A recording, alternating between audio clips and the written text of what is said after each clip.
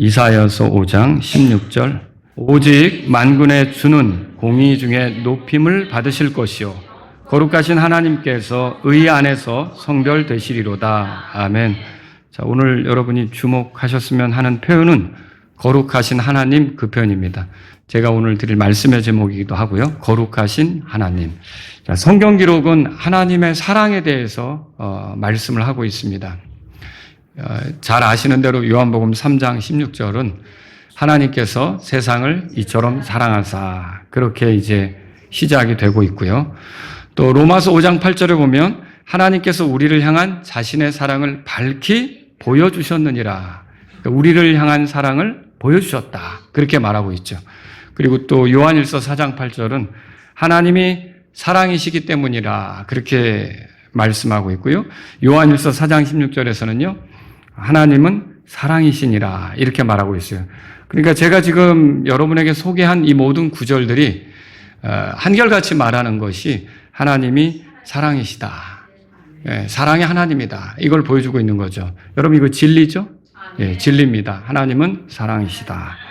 그런데 이 구절들이 하나님에 대해서 전부를 보여준 겁니까? 그렇지는 않죠. 그렇지는 않습니다. 하나님께서 이 사랑이신 점만을 지나치게 강조한 극단적인 사람들이 있어요. 그래서 이 사람들이 어떤 주장까지 하느냐면 하나님이 사랑이시기 때문에 사람들이 죄 가운데 있어도 결코 지옥에 보내는 일은 없다, 이렇게 주장하는 사람들도 있어요. 맞아요? 아니에요. 이건 잘못된 거죠. 여호와 증인들이 이렇게 주장을 하는 거예요. 이런 극단적인 현상은 하나님에 대해 성경이 말하는 것을 골고루 이해하지 못했기 때문에 나타나는 잘못이라는 거예요. 하나님이 사랑이시기만 한 게 아니라 오늘 성경에 보면요 6절에서 이사야서 5장 16절에서 하나님은 거룩하시다, 이 거룩하신 하나님에 대해서 말하고 있어요. 여러분, 하나님께서 거룩하시다는 것은 그분에게 죄가 없다, 그 뜻입니다. 그분에게 더러운 것, 불결한 것이 없다, 그 뜻입니다. 그분은 죄를 싫어하신다, 그 뜻도 되는 거죠. 그러면 여러분, 이런 하나님의 거룩하심이 여기에 그 5장 16절에 주는 공의 중에 높임을 받으실 것이, 그랬죠? 이 공의라는 말이 나오죠. 하나님께서 모든 것을 이렇게 공의롭게 다루실 때, 공정하게 다루실 때 어떤 일이 벌어질까요? 이 하나님의 거룩하심은 죄를 싫어하시기 때문에 죄에 대해서 심판하는 일이 나타날 수 있다는 거죠. 그래서 성경을 한번 찾아보죠. 시편 5편에 보면 다윗이 기록한 것을 통해 하나님이 죄에 대해서 어떤 생각을 가지고 있는지, 또 죄를 회개하지 않는 죄인들을 어떻게 다루실 것인지 확인할 수가 있다는 거예요. 자, 시편 5편 4절입니다. 제가 읽습니다. 이는 주께서 사악함을 기뻐하는 하나님이 아니시며 악이 주와 함께 거하지 못하기 때문이니라. 자, 5절 어리석은 자들이 주의 눈앞에 서지 못하리니 주께서 불법을 행하는 모든 자들을 미워하시나이다. 6절 다 같이요. 주께서 거짓된 것을 말하는 자들을 멸하시리이다. 주께서 피를 흘리게 하는 자와 속이는 사람을 몹시 싫어하시리이다. 여러분, 이 구절을 보니까 하나님께서 기뻐하지 않는 게 있어요. 그리고요 5절 끝에는 미워한다는 말을 찾으셨어요? 우리가 사랑의 하나님이라고 알았는데 여기서는 미워하신다, 이렇게 써 있어요. 그리고 여러분 그 6절에는요 멸하시리라, 그런 말도 찾을 수가 있어요. 하나님께서 하시는 일이에요. 누군가를 멸하신대요. 자, 미워하실 뿐만 아니라 멸하신다, 그렇게 말하고 있고요. 또 6절 끝에는요 몹시 싫어한다, 그렇게까지 말하고 있어요. 그러니까 하나님께서 우리가 사랑의 하나님이라고 생각을 했는데 어떤 경우 하나님은 미워도 하고 멸하기도 하고 몹시 싫어하기도 한다는 거죠. 그럼 이거는 우리가 만약에 그 하나님이 사랑이시다 이것만 알면은 이 부분에 대해서는 설명할 수가 없는 거죠. 여호와 증인들은 이런 하나님에 대해서 어떻게 설명할 거냐는 거예요. 여러분, 하나님은 사랑이시지만 또 한편으로는 거룩하시고 공의로우시기 때문에 악에 대해서 참아보지 못하시는 거예요. 악을 기뻐하시지 않는 거예요. 그래서 어떤 이들은 미워하시고 멸하시고 참으로 싫어하신다. 굉장히 몹시 싫어한다. 이걸 발견하는 거죠. 도대체 어떤 사람들에게 그렇게 합니까? 여기 어리석은 자들. 그 마음속에 하나님이 없다고 생각하고 제멋대로 구는 어리석은 자들에 대해서 그렇게 하신다는 거예요. 또 불법을 행하는 자들인데 하나님이 정하신 규칙들을 무시하고 제멋대로 사는 사람들에게 그렇게 하신다는 거예요. 또 거짓을 말하며 이기적인 목적을 위해서 사람을 죽이고 속이는 자들에 대해서 그렇게 한다는 거죠. 이러한 자들에 대해서 하나님께서 그렇게 미워하시고 멸하시고 또 몹시 싫어하신다. 그렇게 성경이 말하고 있다는 거죠. 그러면 다윗은 자기는 어떤 사람이냐 이렇게 말하는데 그 밑에 구절 7절에 다 같이 한번 읽어보겠습니다. 그러나 나에 관해서라면 나는 주의 풍성한 긍휼 안에서 주의 집으로 들어갈 것이요 주를 경외하는 가운데 내가 주의 전을 향해 경배하리이다. 그러면 다윗은 특별한가? 다윗도 사실은 어떻게 보면은 어리석은 자일 수 있고요. 처음부터 하나님을 섬겼느냐? 그건 아니겠죠. 그리고 또 이기적인 욕심에 따라 사는 사람일 것이고 또 주님이 정하신 규칙들을 어기며 사는 사람이었겠죠. 다윗이 처음부터 그런 사람은 아닌 거예요. 그런데 다윗은 나에 관해서 말하면 나는 좀 다른 삶을 살게 되었다 그 뜻이죠. 그러면 어떤 삶을 살게 됐느냐? 내가 주의 거룩한 전을 향해 경배하리이다 그렇게 말했죠. 자, 주를 경외하는 가운데 그렇게 한다고 그랬는데 여기 주의 거룩한 전이라는 표현을 여러분이 눈여겨보셔야 돼요. 자, 주께서 계신 그런 곳, 우리가 경배하러 모이는 곳, 이스라엘 사람들이 그곳을 거룩한 전 그렇게 표현했어요. 그럼 왜 거룩한 전입니까? 예, 주님이 임재하시는데 바로 거기에 임하시는 그분이 거룩한 분이시기 때문에 죄를 싫어하시는 분이시기 때문에 그분을 모시고 그분 앞에 경배드리는 그곳을 거룩한 전 그렇게 표현한 거예요.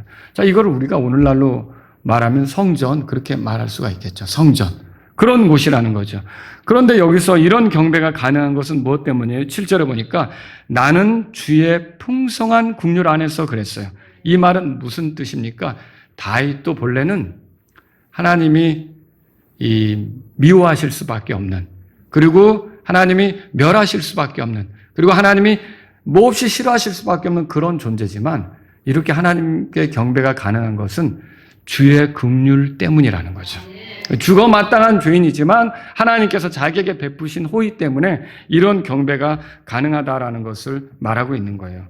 자, 그래서 오늘 우리는요, 하나님의 이 거룩하심에 대해 생각해 보는데 특히 하나님의 거룩하심을 대면했던 사람들의 모습을 통해서 이 하나님의 거룩하심이 얼마나 중요한지를 생각해 보려고 하는 거예요. 자, 그러면 세 경우를 살펴보려고 하는데 첫 번째가 이사야서 6장으로 가보세요. 이사야서 6장. 이사야의 경우입니다. 자, 여기 이사야서 6장을 보면요. 우시야 왕이 죽던 해에 이사야가 환상을 본 것이 기록되어 있어요. 그의 환상 중에 주님이 높게 위로 들린 왕자에 앉으셨고 그분의 옷자락이 성전에 가득했다. 거룩한 집에 가득했다. 그렇게 표현했어요. 자, 그것 위에 수랍들이 서 있었다고 말합니다.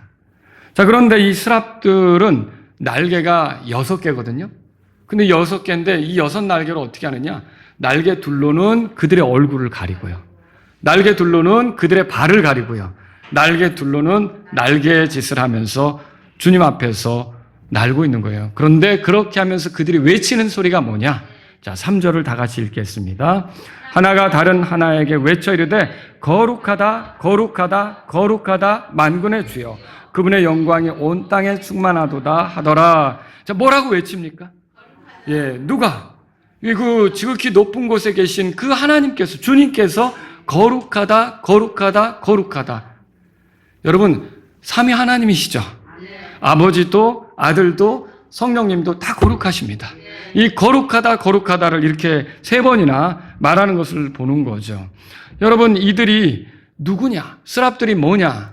우리는 정확히 스랍들에 대해서 많은 것들을 알지는 못하지만 중요한 건 뭐냐? 영적인 존재들 중에 하나님을 가장 가까이에서 섬길 수 있는 존재들이 바로 이 스랍들이에요.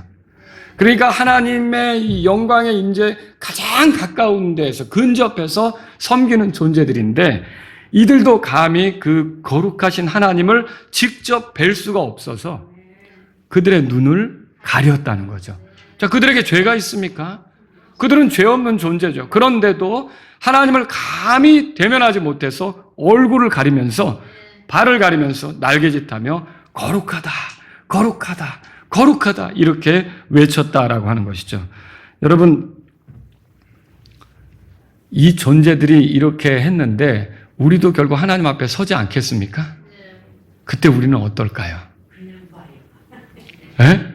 놀라운 일이죠. 우리가 감히 그렇게 될 수 있을까요? 정말 굉장히 이게 한번 생각을 해보자는 거죠. 바울이 예수님을 만날 때는 어땠죠? 다마스커스로 가는 길에서 눈이 멀었어요.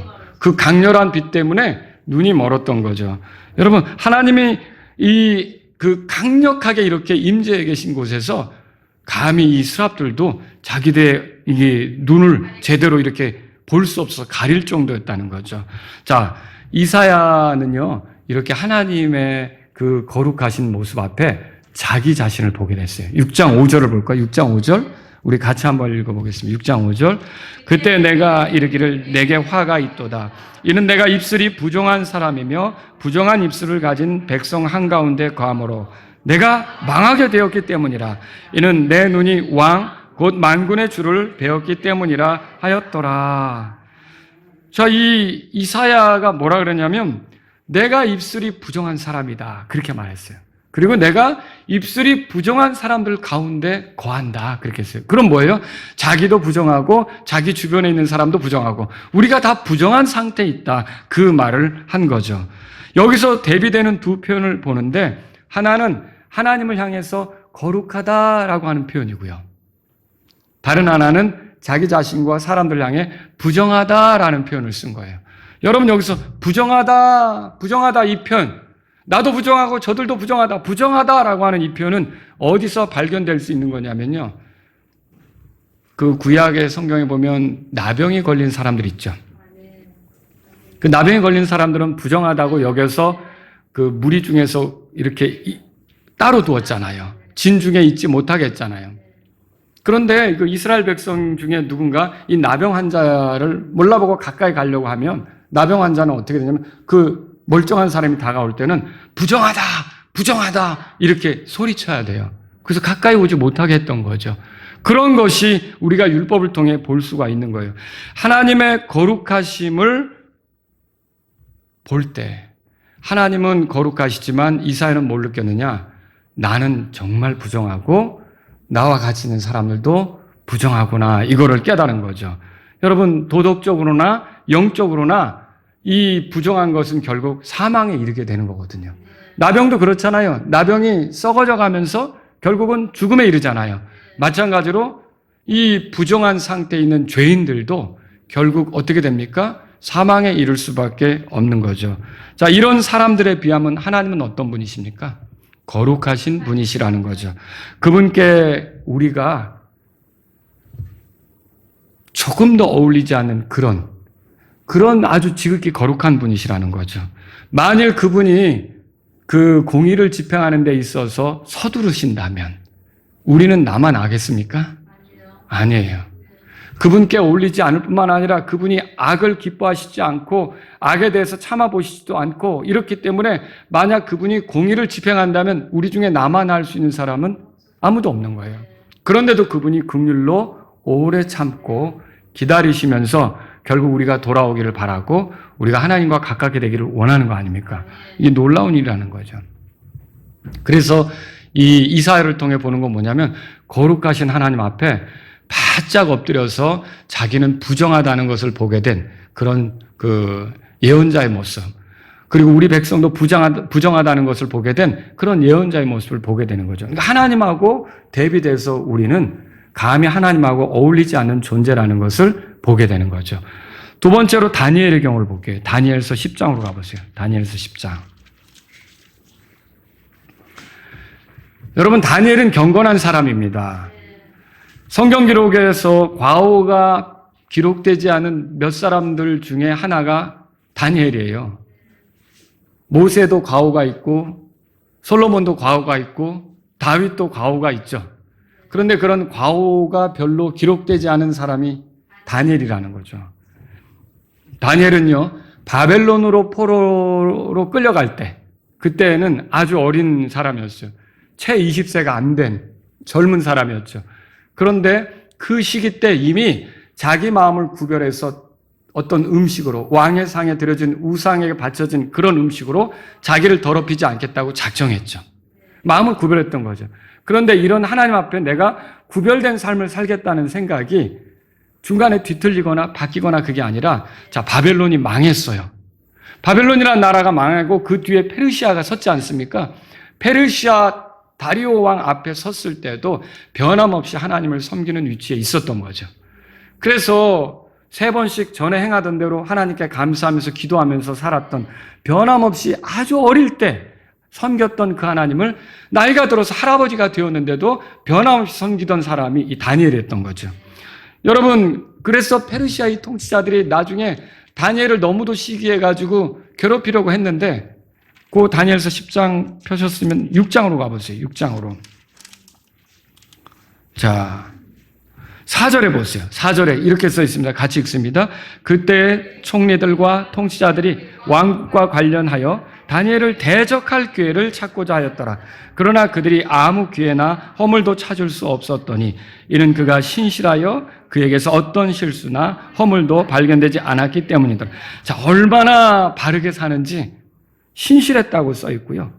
대적할 기회를 찾았지만 그 실수나 허물을 발견할 수가 없었다는 거예요. 자, 이게 다니엘의 모습이라는 거죠. 그래서 이 사람들이 생각하기를, 이 사람을 넘어뜨리려면 하나님의 율법을 가지고서 넘어뜨려야겠다.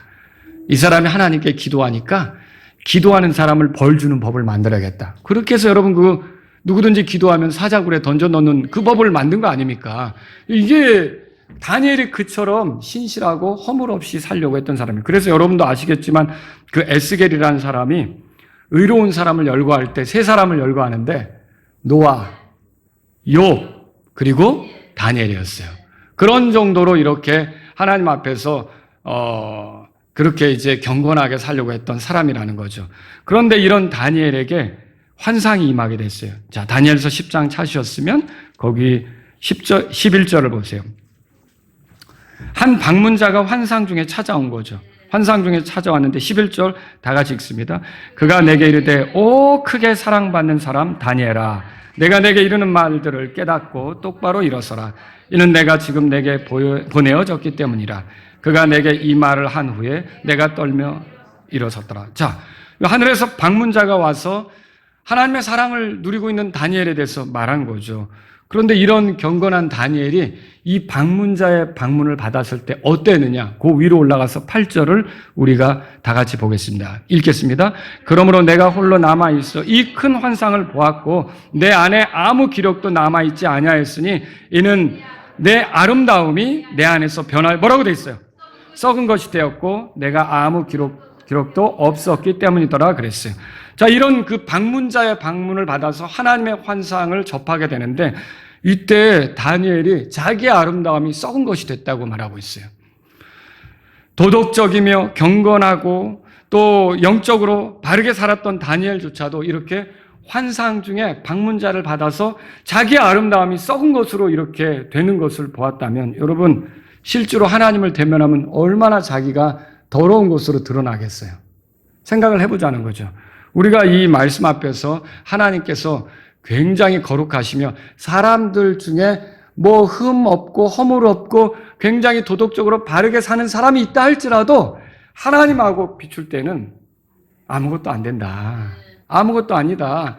더럽고 썩은 내가 나고 그런 사람일 수밖에 없다는 것을 이 말씀을 통해서 발견하는 거죠.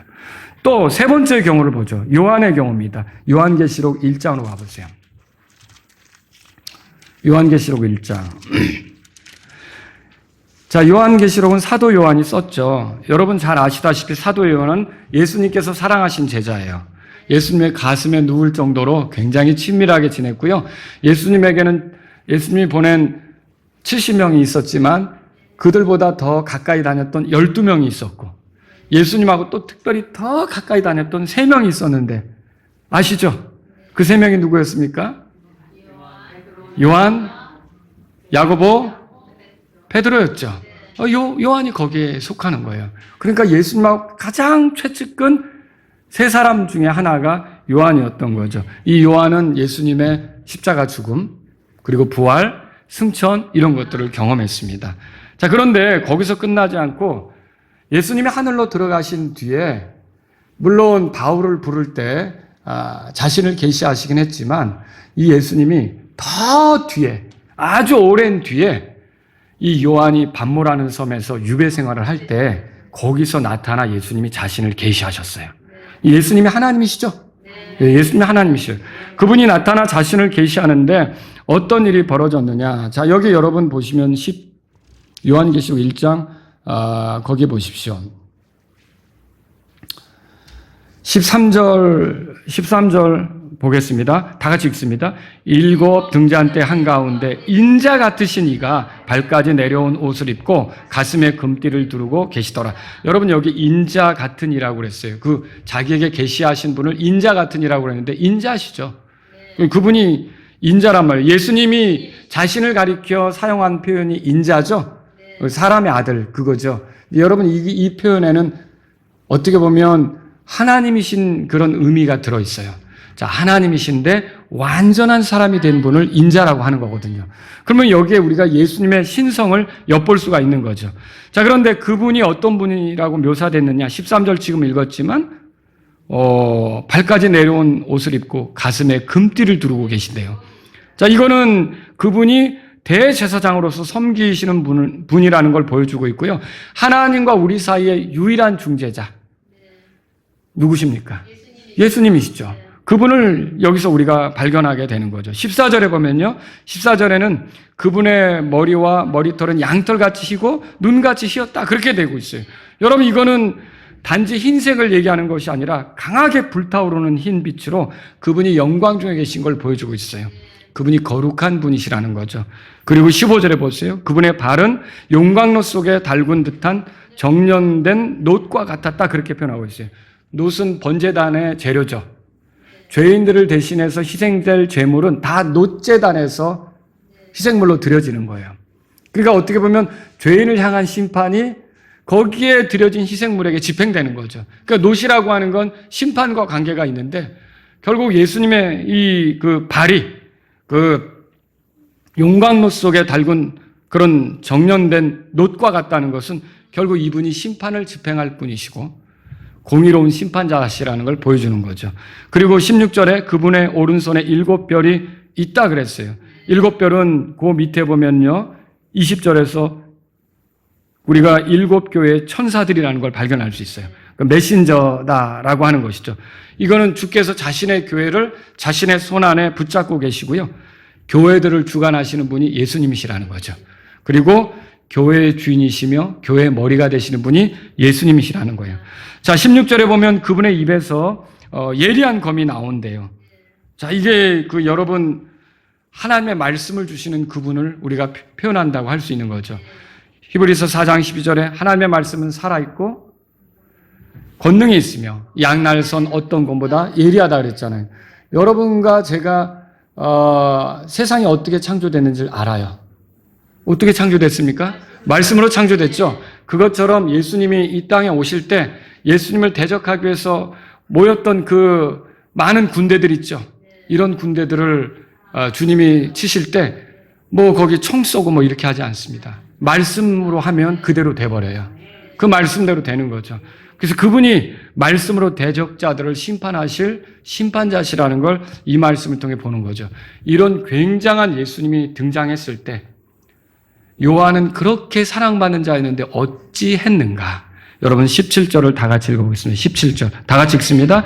내가 그분을 보았을 때 나는 죽은 자같이 그분의 발 앞에 쓰러졌더라. 이에 그분께서 자신의 오른손을 내게 얹으시고 내게 이르시되 두려워하지 말라. 나는 처음과 마지막이라 그랬어요.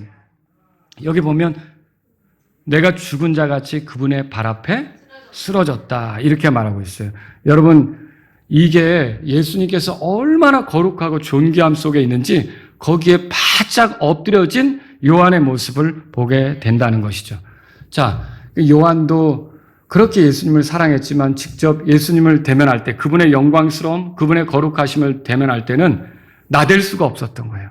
바짝 엎드렸던 거죠. 죽은 것 같이 되었던 거죠. 하나님께서 얼마나 거룩하신지 영적 존재들도 그분의 얼굴을 바라볼 수가 없었죠. 그리고 의롭고 거룩하신 사람들도 꼬꾸라졌고 자신의 부정함만 더 보게 되었어요. 그리고 주께서 사랑하신 제자도 그분의 앞에 죽은 것 같이 엎드렸던 거죠. 그래서 자, 여러분이 혹시 그런 영화 어떤 화면을 보신 적이 있는지 모르겠어요. 어떤 사랑하는 남자와 여자가 저기서 있을 때, 자기야 하면서 막 달려가면서, 이렇게 서로 안기고 막 이런 거 있잖아요. 우리도 혹시 예수님을 만나면, 예수님 하면서 막 달려가서 막 안기고 그런 상상을 할지 모르겠는데, 이 말씀을 보면 그게 아니에요. 그건 우리만의 착각이에요. 그분을 대면할 때 우리는 엎드릴 수밖에 없는 거예요. 너무나 거룩하시고 너무나 존귀하신 그분 앞에 우리는 바짝 자기를 낮추고 엎드릴 수밖에 없는 거죠. 그러니까 찬송도 조심해서 부를 필요도 있죠. 어떤 면에서는 그분은 나를 친구처럼 여기지만 나는 그분이 내 주인이셔요. 그분이 나의 왕이신 거예요. 그러니까 여러분, 예를 들어 어떤 왕이 자기 친구를 가까이 뒀다 그래서 왕인 사람은 왕인 거 아닙니까? 그런데 친구라고 하니까 예를 들어서 신하가 우리 어렸을 때부터 같이 컸다고 왕한테 맘먹으면 돼요? 함부로 하면 돼요? 안 되는 거죠. 왕에 대한 예우가 있는 거죠. 그게 뭐예요? 우리가 우리 주님에 대해서 그분의 거룩하심, 존귀하심 앞에 바짝 낮추고 엎드릴 수밖에 없다는 걸 보게 된다는 거죠. 자, 우리가 그러하다면 용서받지 못한 죄인들은 어떨까요? 우리도 그럴 정도인데 더럽혀졌고 타락했고 하나님을 등지고 살았고 죽을 때까지 회개하지 않았고 고집불통이었고 이런 사람들은 흰 왕자 심판석에 나갔을 때 바짝 죽은 듯이 엎드려서 감히 고개도 못 들고 그분의 그 강렬한 거룩하심 앞에서 그분이 말씀하신 대로 그분의 음성에 짓눌려 심판을 받을 수밖에 없다는 거죠. 누가 거기서 고개 떳떳이 빳빳이 들고서 이게 가당한 심판입니까? 라고 대들 수 있는 사람이 아무도 없다는 거예요. 여러분, 우리가 이런 것들을 발견하는 거죠. 하나님의 공의로우심은 그분의 거룩하심과 충돌하는 모든 것을 심판하실 겁니다. 하나님을 불쾌하게 만든 모든 부정한 것들, 더러운 것들을 심판할 거라는 거죠. 그러면 하나님의 공의가 집행된다면 사실은 나만 할 사람들이 없는데 우리도 회개하기 전에 하나님의 공의가 집행됐다. 그럼 우리는 지옥으로 떨어져야겠죠. 근데 하나님이 오래 참으신 거예요. 여러분, 거룩하신 하나님이 우리에 대해서 오래 참아주시고 마침내 우리가 회개할 때까지 기다리셨다가 우리가 회개하는 거 예수님을 믿을 수 있도록 도와주시고 믿는 가운데 우리를 품어주신 거, 이거 기적입니다. 놀라운 은혜입니다. 여러분과 저는 이것으로 인해 하나님께 감사하겠습니다. 오늘날 우리는 우리 자신이 본래 거룩하신 하나님과 어울릴 수 없는 존재라는 걸 아는 데서부터 시작해야 돼요. 사랑의 하나님 그게 아니라 원래 내가 그분하고 어울릴 수 없는 거룩하신 존재고 나는 엄청 더러운 존재인데 그럼에도 그분의 사랑을 입었다고 하는 가운데서 이게 이야기가 되는 것이지 그분의 거룩하심을 모르고 그냥 그분의 사랑만을 얘기한다. 여러분, 이거는 그 사람 삶이 안 바뀔 수 있어요. 자, 베드로가 주님의 권능을 본 순간이 있었어요. 하나님이 아니시라면 이런 일을 할 수 없다고 깨달은 적이 있었어요.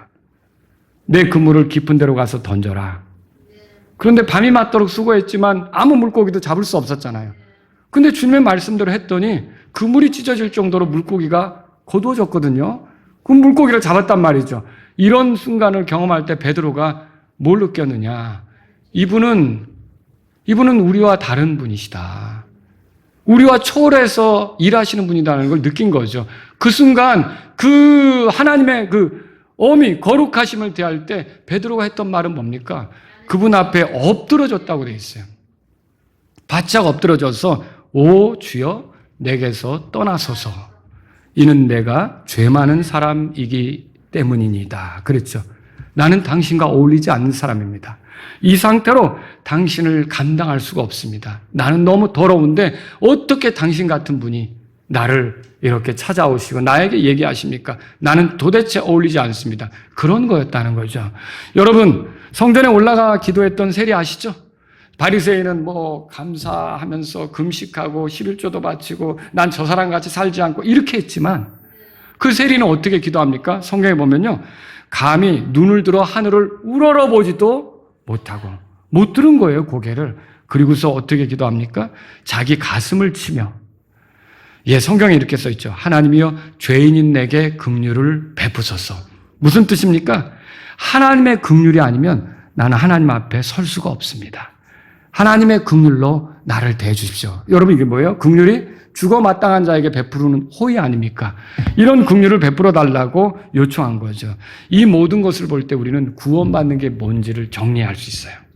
자, 지금부터 이 중요합니다. 구원받는 건 첫 번째로 더러운 자가 거룩하신 하나님과 어울릴 수 있게 되는 거예요. 그분과 가깝게 지낼 수 있게 되는 거예요. 그분 앞으로 나아가서 그분을 아련하고 또 그분께 경배하는 게 가능하고 그분을 아버지라고 부르는 게 가능하고 그분께 기도하는 게 가능하고 그분과 영혼을 보내게 되는 게 가능하고 이게 구원받는 거라는 거죠. 자, 그런데 여러분, 이렇게 되려면 먼저 우리가 죄를 씻어야 되잖아요. 더러운 것을 하나님은 용납하지 않잖아요. 더러운 채로 오는 걸 하나님은 기뻐하시지 않습니다. 그러면 하나님이 우리를 받으실 때 우리의 더러움이 씻겨져야 되는데 우리는 어떻게 씻겨집니까? 울어도 못해요. 눈물 많이 흘려도 안 되는 거예요. 그렇죠? 마음 착해도 못하는 거예요. 돈을 많이 사용해도 안 되는 거고요. 그런 걸로 안 되는 거죠. 오직 하나님께서 우리를 깨끗이 씻기 위해서 이 땅에 자신의 독생자를 보내셨어요. 자신의 아들 예수 그리스도를 보내신 거죠. 그분이 우리를 위한 하나님의 어린 양이 되시는 거예요. 죽어 마땅한 죄인은 우리인데 우리를 대신해서 그분을 죽이셔서 그분의 피로 우리의 속죄를 이루시고 그분의 죽음과 부활을 통해 우리를 온전히 정결하게 하셔서 결국 우리가 그분을 의지할 때 하나님 앞에 떳떳이 나아갈 수 있게 하셨다는 거죠. 그러니까 이런 예수님을 통해서 우리를 자기 가까이로 부르시는 거룩하신 하나님은요, 이제 예수님의 피로 우리가 모든 죄에서 정결하게 되어서 얼마든지 하나님을 경배하는 게 가능하고 하나님께 기도하는 게 가능하고 하나님을 가까이 하는 게 가능하도록 만들어 주셨으니 여러분, 아버지라고 부를 수 있게 됐잖아요. 얼마나 놀라운 일입니까? 여러분, 이렇게 우리가 거룩하신 하나님과 가깝게 된 게 구원받는 거예요. 하나님께 나아가는데 우리가 쭈삣쭈삣 할 필요 없어요. 이제 그분이 아버지예요. 아바라는 말이 뭐예요? 굉장히 아버지를 친근하게 부르는 말이잖아요. 여러분, 그렇게 우리가 그분께 다가갈 수 있는 특별한 존재가 되었다는 거죠. 이게 얼마나 대단한 일입니까? 더럽고 불결한 우리가 감히 거룩하신 하나님께 가까이 할 수 있게 된 건 놀라운 일이에요. 이거를 여러분이 가볍게 생각하시면 안 돼요. 하나님께 감사하셔야 돼요. 하나님의 공의가 서둘러 집행됐다면 여러분과 저는 영원히 하나님을 가까이 할 수 없는 거예요. 영원히 버려지는 거예요. 영원히 멸망할 수밖에 없는 거죠. 그런데 오래 참고 기다리신 하나님께서 마침내 예수 그리스도의 십자가에서 이루신 일로 우리가 그것을 소개하는 복음을 듣고 우리가 그것을 이렇게 이루신 예수님을 믿고 결국 죄들을 용서받아 하나님을 가까이 할 수 있게 하셨으니 하나님은 영원히 찬송받으시기 합당한 분이십니다. 놀라운 은혜를 우리에게 베푼 거죠. 두 번째로 구원받는 것은요, 거룩한 삶이 가능하게 된 거예요. 죄사함 받았다면서 죄를 가볍게 여기는 거 있잖아요. 이거는 거룩하신 하나님에 대한 모독이에요. 자, 하나님이 죄를 기뻐하십니까? 싫어하시죠. 죄를 싫어하신다고 성경에서 봤어요. 악한 것을 용납하지 않는다고요. 하나님이 십자가에서 예수님을 치신 이유, 예수님을 그렇게 저주받게 하신 이유, 그게 죄를 싫어하시기 때문에 나타난 일 아닙니까? 그럼 우리가 예수님의 찢기심이 우리의 죄에 대한 하나님의 심판이었다, 죄를 싫어하는 하나님의 심판이었다라고 믿으면, 그래서 그 죄에 대한 하나님의 공의가 집행되는 것이었다라고 믿으면 우리가 구원받았다고 하고서 죄 짓는 거에 대해서 무덤덤하면 됩니까? 죄사함 받았다고 하면서 무덤덤하면 되겠냐는 거죠. 여러분과 저는요, 거룩하신 하나님인 걸 알아야 돼요. 우리가 구원받기 전에도 거룩하신 하나님이지만 구원받은 이유도 그분은 영원히 거룩하신 하나님이시죠. 내가 구원받으니까, 내가 죄사함 받으니까 이제 죄쯤은 져도 괜찮아, 이거 아니라는 거죠. 너가 그렇게 살아도 너는 이뻐, 이렇게 하는 거 아니라는 거죠. 그분은 여전히 거룩하신 하나님이에요. 우리가 그 거룩하신 하나님의 자녀가 된 거예요. 그러면 그분을 따라 우리도 거룩하게 사는 것이 맞다는 거죠. 그래서 누구도 내가 죄사함 받았기 때문에 죄에 대해서 내가 이제는 무슨 죄를 짓든지 상관없어, 무덤덤하게 간다? 이건 하나님에 대한 모독이에요. 이거는 복음을 제대로 받아들였다고 할 수가 없는 것이죠. 죄사함 받았다면서 죄를 가볍게 생각하는 건 있을 수 없다. 그래, 구원받는 게 뭐냐? 거룩하신 하나님을 만나 거룩하게 살 수 있게 되는 거죠. 여러분, 우리 안에 누가 거하십니까? 성령님의 다른 이름은 거룩한 영이세요. 우리가 거룩하게 살 수 있도록 도와주시게 우리 안에 거하시는 거죠. 그러면 저와 여러분은 거룩한 삶이 가능하다는 거죠. 세 번째로요, 구원받는 것은요, 거룩하신 하나님에 대한 경외감으로 사는 거예요. 그분을 무시하고 제멋대로 살았던 것은 지나간 때로 족한 거예요. 그때로 충분한 거죠. 하나님을 가까이 한 스랍들 감히 얼굴을 가려야만 했던 거죠. 여러분, 사랑을 입은 사람들도 바짝 엎드려야 했던 거예요. 그렇다면 그분을 경배하는 우리는 어떻게 해야겠습니까? 여러분, 우리가 주일 오전에 경배하러 뭐예요? 주일 오후에도 경배하러 뭐예요? 여러분이 어떤 그런 몸으로 와야겠습니까? 여러분, 높으신 분을 만날 때, 최고의 분을 만날 때 여러분이 아마 노력할걸요? 우리가 단정한 모습으로 오려고 할걸요? 그렇지 않습니까? 예, 하나님께 우리가 경외감을 가지고 나아갈 필요가 있다는 것이죠. 근데 더 중요한 건 뭐냐? 마음이죠. 또 우리의 마음에 더러운 것들을 품고서 우리가 누구와 해결하지 않은 것들을 가지고 있어. 그래서 제단에 예물을 드리러 가다가 뭔가 형제하고 화해할 일이 생각나면 뭐 하라 그랬어요?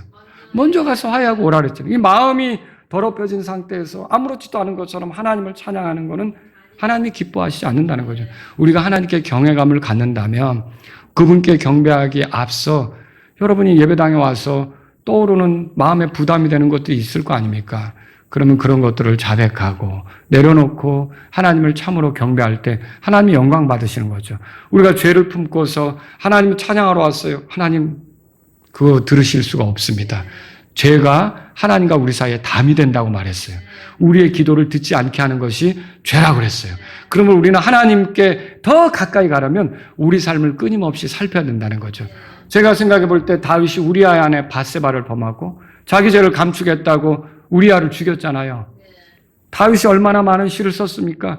그리고 이스라엘 사람들이면 1년에 3번은 성전에 올라가서 경배해야 되는데 과연 자기가 의무적으로 성전에 경배하러 나가서 경배한다고 할 때 그 죄를 해결하지 않고 참되게 경배할 수 있었을까? 예, 어려웠을 거예요.